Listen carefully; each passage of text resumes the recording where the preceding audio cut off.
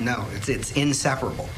It's not this is the tricky conceptual part, that it's not 3,000 separate parts. Even though it looks that way. Right. You can look at it, and I mean, you can't actually see the one with 3,000, but you can look at the simpler ones, the ones that are 2 or 3 or 4, and you can see, as I say, if you go onto the web, you'll see photographs of these. You'll see these little dots floating in space, and these are the different parts of one object. They're not separable. It's not 4 different objects or 6 different objects. It's one wave function. It's one object. That's a real brain fart, isn't it? Because when you think about it, you just, wait a minute, no, they're like here, here, here, so it's obviously 1, 2, 3. No, you can't, and you can't pull one away from the others. If you try to pull one away from the others, the entire thing will just disappear. And then furthermore, you've seen Star Trek and whatnot. Beam me up, Scotty. Beam me up, Scotty. So it all seems sort of, oh, well, what does that really mean? But you've got to really stop and think about what that means, that it's the same object and it's in 2 places at once. And people tinker in the lab, and they get angry about things, and they have lunch, and they go home, and they lead their lives just as though nothing utterly astounding is happening, because, of course, that's how you have to go about it. And yet there is this completely amazing magic sitting right in front of your eyes.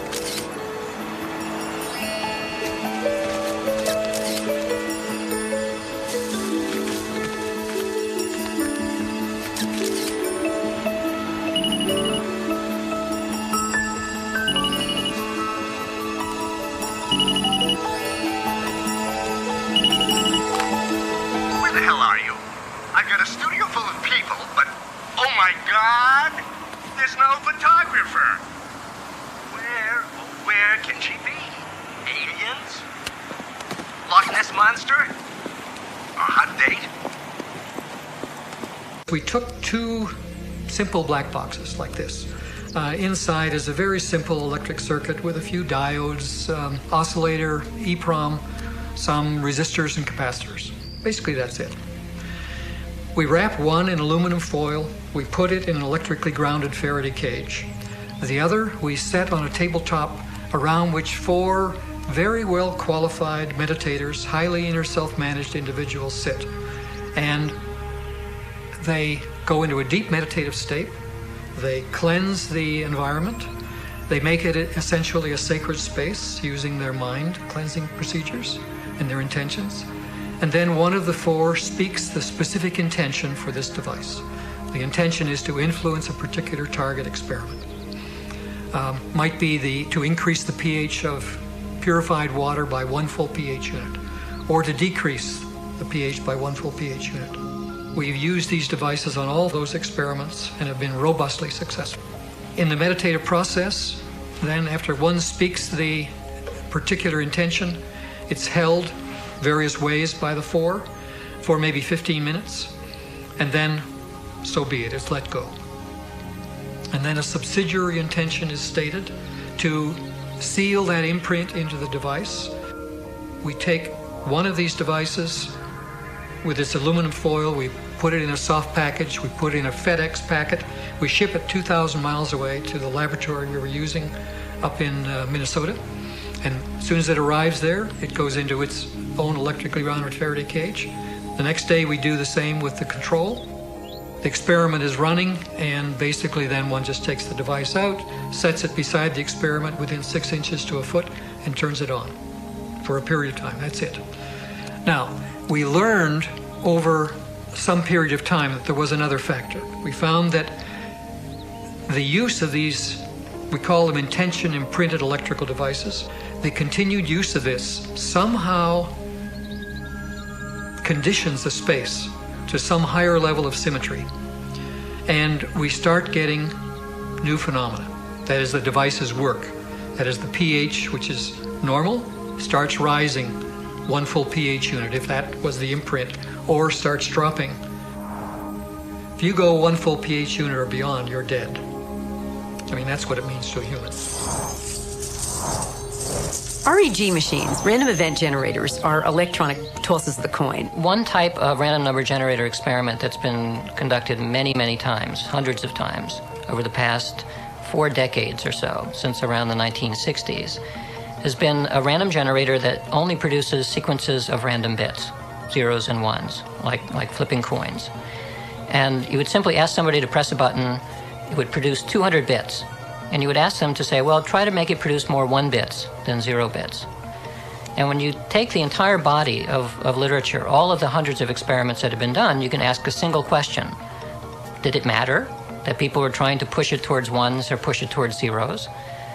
And the overall answer is yes, it does matter. That somehow intention is correlated with the operation, with the output of these random number generators, such that if you wish for more ones, somehow the generators produce more ones. So when they talk about in quantum physics being a completely arbitrary and random process, what they're not accounting for is the extraordinary effect of human thought, of human intention. When the O.J. Simpson trial was going on, lots of people were watching television because of the courtroom drama that was unfolding. And Radin intuited that there must be a lot of intention going on at the time when the courtroom drama is strong. So he hired a bunch of psychologists who kept track of the courtroom drama.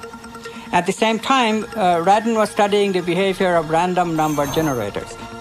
But then Radin found that whenever the intentions were strong in the courtroom, that's when the deviation of these random number generators from randomness becomes very high.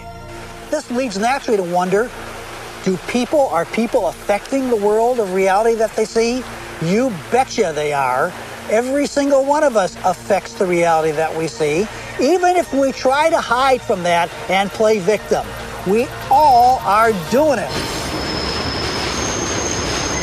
Just tell me where you are. Okay, good. But hurry, will you please, because these models are giving me a headache. 10 minutes!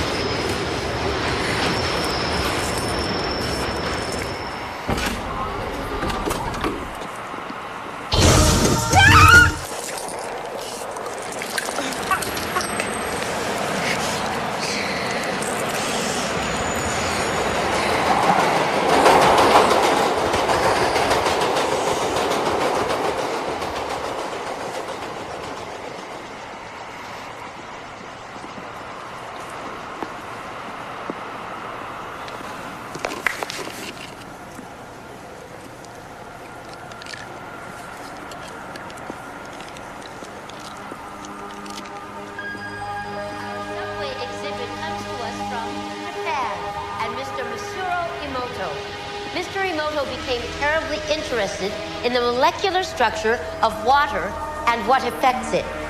Now, water is the most receptive of the 4 elements. Mr. Emoto thought perhaps it would respond to non-physical events. So he set up a series of studies, applied mental stimuli, and photographed it with a microscope. For one sample of water, we drop about 0.5 cc's onto each 50 petri dishes. Then we take those 50 petri dishes and freeze them in a freezer at minus 25 degrees Celsius for about 3 hours. We take those frozen samples into a refrigerator that is set at minus 5 degrees Celsius, where a microscope with a camera is set up. There we take photographs of each of the 50 water drops individually.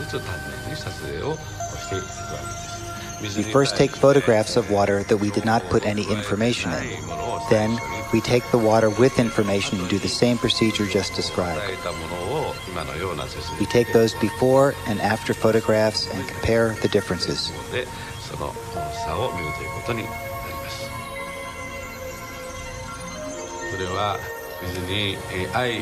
When we projected the feeling of love and thanks to water, it made the most beautiful crystal. At times like this, I think water is at peace. This first picture is a picture of water from the Fujiwara Dam. And this picture is the same water after receiving a blessing from a Zen Buddhist monk. Now, in this next series of pictures, Mr. Emoto printed out words, taped them to bottles of distilled water, and left them out overnight. This first photograph